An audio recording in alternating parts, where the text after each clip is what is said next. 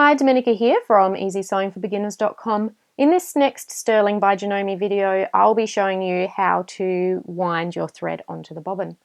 Okay, so we've got it all plugged in and we're ready to turn the machine on, which was on the right hand side here that you saw in the previous video. Okay, we're going to lift up one of these thread spindles. You need your thread and you also need your empty bobbin. Okay, I've got a nice red thread here for you to be able to see easily. So I'm going to pop the thread onto the spindle, and then you'll need to put your thread in between. There's a little disc at the bottom there and the screw at the top. You need to put your thread to the left hand side and in between those two bits there, and you'll feel that it will be tight, and that will provide the tension that you need to be able to load the bobbin. Okay, next step, on your bobbin you'll have little holes, so I like to put the thread through one of those little holes, and then that gives me a bit of thread to hold there.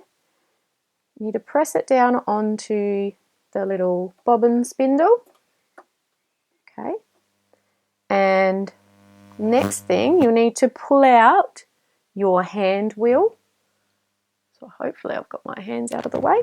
So just pull it out and you'll hear a click. Okay, once you've done that, push your bobbin spindle to the right. Okay, and I'm going to put my foot on the foot pedal just to wind it a little bit first.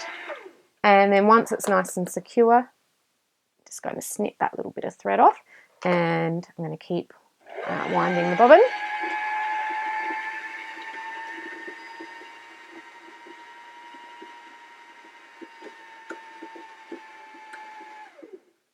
Okay, when you're happy with the amount of thread that's on your bobbin, just simply push it back over to the left and take it off and then snip.